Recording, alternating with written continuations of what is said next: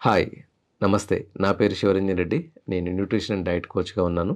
గత 5 సంవత్సరాల నుంచి ఎంతోమందికి వివిధ ఛాలెంజెస్ అంటే అధిక బరువు, అంటే over weight, diabetic, thyroid, PCOD, infertility, arthritis, psoriasis, autoimmunity ఇలాంటి ఎన్నో ఇష్యూస్ మీద వాళ్ళకి డైట్ ద్వారా వాళ్ళకు ఉపశమనం కలిగేలాగా, వాళ్ళని దాని నుంచి బయటపడేలాగా హెల్ప్ చేస్తూ ఉన్నాను. రోజువారీ జీవితంలో అందరికి ఎలా అయితే అందరూ ఎలాంటి గాలి పీలుస్తున్నారో, అందరూ ఎలాంటి మెజారిటీ ఆఫ్ పీపుల్ ఎలాంటి గాలి పీలుస్తున్నారో, మెజారిటీ ఆఫ్ పీపుల్ ఎలాంటి వాటర్ తాగుతున్నారో, ఎలాంటి ఫుడ్ తింటున్నారో, మనం కూడా అదే ఫుడ్ తీసుకుంటున్నప్పుడు ఎందుకు వేరే వాళ్ళు ఎక్కువగా ఎఫెక్ట్ అవుతున్నారు, కొంతమంది తక్కువగా ఎఫెక్ట్ అవుతున్నారు అని అంటే అది వాళ్ళకి ఇమ్యూనిటీ మీద ఆధారపడి ఉంటుంది. సో ఇమ్యూనిటీ అనేది వీక్గా ఉన్నప్పుడు ఏమవుతుందంటే ఈజీగా వాళ్ళు దానికి గురైపోయి అంటే తొందరగా జబ్బు పడిపోతారు. సో అదే ఇమ్యూనిటీ స్ట్రాంగ్గా ఉందనుకోండి, చాలామంది మనం చూస్తుంటాం, వెదర్ మారినా సరే, వాటర్ మారినా సరే, ఓకే, ఈజీగా వాళ్ళకి జలుబు రావటమో లేకపోతే జ్వరం రావటం ఇట్లాంటివి జరుగుతుంటాయి. ఎందుకనంటే ఇమ్యూనిటీ అనేది చాలా వీక్గా ఉంది.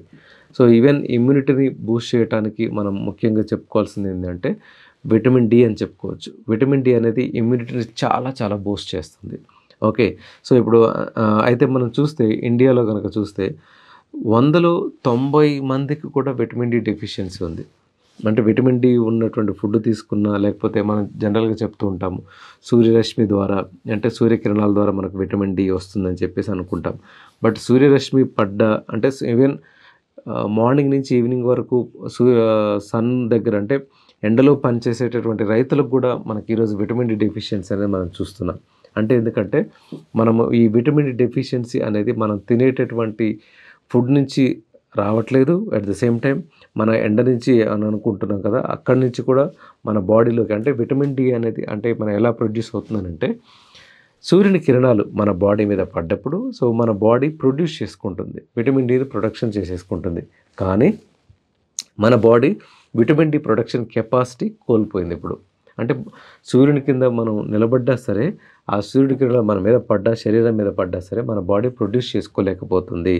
ఎందుకు? రీజన్ ఏంటి అంటే మనం తినేటటువంటి కెమికల్ ఫుడ్, అంటే విపరీతమైనటువంటి కెమికల్ ఫుడ్ అనేది మనం వాడుతున్నాం ఈరోజు. సో విపరీతమైన కెమికల్ ఫుడ్ అంటే ఏంటి?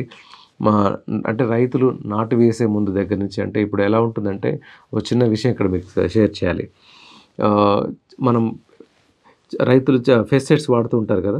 సో ఇది ఎలా ఉంటుంది? నాటు వేసే ముందు డే 1 వేయాల్సినటువంటి మందులు కొన్ని ఉంటాయి. అలానే 15 రోజుల తర్వాత వేయాల్సిన మందు ఒకటి ఉంటుంది. అండ్ అలానే 30 రోజుల తర్వాత వేసే మందు ఒకటి ఉంటుంది. సో ఇప్పుడు వీళ్ళు చాలామంది రైతులు ఏం చేస్తారు అమాయకంగానంటే 2-3 మందులు మళ్ళీ ఇన్నిసార్లు ఎందుకు కొట్టడము, మళ్ళీ కూలి వాళ్ళని పెట్టి మళ్ళీ వాళ్ళకి డబ్బులు ఇచ్చి ఇన్నిసార్లు ఎందుకు మనం ఇది పని చేయించటం అని చెప్పేసి 2-3 మందులను కూడా ఒకేసారి అంటే నాటు వేసే ముందు లేకపోతే నాటు వేసిన తర్వాత ఇమ్మీడియట్గా వేసేస్తున్నారు. సో అంటే మనం వాడేటటువంటి పెస్టిసైడ్స్ భూమి లోపలికి వెళ్ళి ఆ వరి యొక్క అంటే వరిని జీనోమ్ని జెనెటికల్గా మార్పు చెందేలా చేస్తుంది. వరి ఒక్కటే కాదండి, మీరు ఏ క్రాప్ తీసుకోండి, మన ఇండియాలో ఇప్పుడు ఏమవుతుందంటే పెస్టిసైడ్స్ వాడకం విపరీతంగా పెరిగింది. అండ్ ఈవెన్ రీసెర్చ్లు కూడా ఏం చెప్తున్నాయి అని అంటే పెస్టిసైడ్స్ వాడకం వల్ల సంతానోత్పత్తి కూడా సంతాన సామర్థ్యం కూడా తగ్గిపోతుంది అని చెప్పేసి చాలా రీసెర్చ్ మనకు ప్రూవ్ చేశాయి. అమ్మాయిల్లో పీసీఓడి ఇష్యూ వస్తుంది, అండ్ ఇన్ఫెర్టిలిటీ ఇష్యూస్ వస్తుంది. అంటే ఇదివరకు ఇష్యూ అనేది ఫీమేల్ ఇన్ఫెర్టిలిటీ ఉండేది, ఇప్పుడు మెయిల్ ఇన్ఫెర్టిలిటీ కూడా ఛాలెంజెస్కి వచ్చేస్తున్నాయి. ఎందుకంటే ఆ ఫుడ్ మనం తీసుకునేటువంటి కెమికల్ ఫుడ్ ద్వారా మన బాడీలో సహజ సిద్ధంగా జరగాల్సినటువంటి ఒక ప్రక్రియని మనము ఆ జరగాల్సిన విధానంగా జరగనివ్వట్లేదు. కాబట్టి వీ హ్యావ్ లాస్ట్, అంటే మన బాడీ ఆ కెపాసిటీ కోల్పోయింది, విటమిన్ డిని ప్రొడ్యూస్ చేసుకునే కెపాసిటీని కోల్పోయింది. సో అందుకే మనం చూసుంటాం కదా, కోవిడ్లో అందరికీ స్టార్టింగ్ ఇచ్చింది ఏంటంటే విటమిన్ D3 ట్యాబ్లెట్స్ మనం బాగా వాడాం. ఆఫ్కోర్స్ అవి ఎక్కువ వాడటం ద్వారా పోస్ట్ కోవిడ్ కాంప్లికేషన్స్ కూడా మనం చూస్తున్నాం. అంటే విటమిన్ డి ఒకటే కాదు, మిగిలిన డిఫరెంట్ కైండ్ ఆఫ్ మెడిసిన్ వాడాం కాబట్టి తర్వాత పోస్ట్ కోవిడ్ కాంప్లికేషన్స్ కూడా మనం చూస్తున్నాం. సో అంటే ఏంటంటే మన యొక్క ఇమ్యూనిటీ సిస్టమ్ అనేది వీక్ అయిపోవడానికి విటమిన్ డి లేకపోవటం, విటమిన్ డి వచ్చినా సరే మన బాడీని అబ్జర్వ్ చేసుకోలేని కండిషన్లో మన బాడీ ఇప్పుడు ఉంది. సో అంటే మనం ఎలాంటి ఫుడ్ తీసుకుంటున్నాం అనేది ఇక్కడ చాలా అంటే రకరకాల మార్కెట్‌లో విపరీతమైనటువంటి అంటే అంటే అడ్వర్టైజ్‌మెంట్ కావచ్చు, ఇవన్నీ చూసేసి రైతులు అక్కడ పెస్టిసైడ్స్ కొంటారు. లేకపోతే మామూలుగా మనం రెగ్యులర్‌గా మనం తినేటటువంటి ఫుడ్‌లో మనకి ఎక్కడైతే మంచి అడ్వర్టైజ్‌మెంట్ కనిపిస్తదో సో, అది తీసుకొని మనం కన్జ్యూమ్ చేస్తాం. ఈ కన్జంప్షన్ జరిగినప్పుడు అంటే ఆ ఫుడ్‌లో ఎలాంటి కెమికల్స్ ఉన్నాయి, ఏంటి అనేది వీఆర్ లీస్ట్ బాదర్డ్. అంతే మనకు దాని గురించి అవసరం లేదు. మన కడుపు నిండిందా లేదా అనేది మాత్రమే చూస్తున్నాము. అంటే మనకొచ్చేటటువంటి ఆటో ఇమ్యూనిటీదే కాదు, ఇంకా వేరే ఏ ఇతర రకాల ఛాలెంజెస్ తీసుకున్నా సరే, మనం రోజువారీ తీసుకునేటటువంటి ఫుడ్‌లో చాలా కాంప్లికేషన్స్ ఉన్నాయి. మీరు అంటే సపోజ్ చూడండి, ఏదైనా ఫుడ్ తీసుకొని అంటే పప్పు, అన్నము, నెయ్యి వేసి కలిపి ఒక ముద్ద పెట్టేసి అక్కడ ఒక మూలన పెట్టండి. సో, అది ఒక 4 రోజుల తర్వాత వచ్చి చూడండి. చీమలు ఒక్క మెతుకు కూడా అక్కడ ఉంచవు. ఓకేనా? సో, అక్కడ ఒక్క మెతుకు కూడా ఉండదు. బట్ అదే ఏదైనా ఒక బేకరీలోంచి ఏదైనా తీసుకొచ్చి బేకరీలో ఉన్న ఐటెమ్ ఏదైనా ఒకటి తీసుకొచ్చేసి ఓకే. అంటే మైదాతోటి కెమికల్‌తో కూడినటువంటి ఫుడ్ కాబట్టి అది. మీరు అది తెచ్చి అక్కడ పెట్టండి. సో, అది ఎండిపోయి అక్కడే ఉంటది తప్ప సో, ఎలాంటి క్రిములు, కీటకాలు వచ్చి దాన్ని ముట్టుకోవు.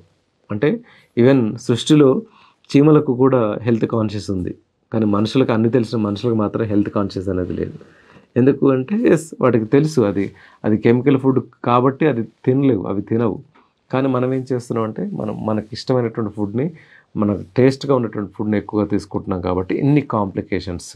సో, అంటే మనం విటమిన్ డి ఒక్కటనే కాదండి. అంటే బి12 డెఫిషియన్సీ ఉంది. ఓకేనా?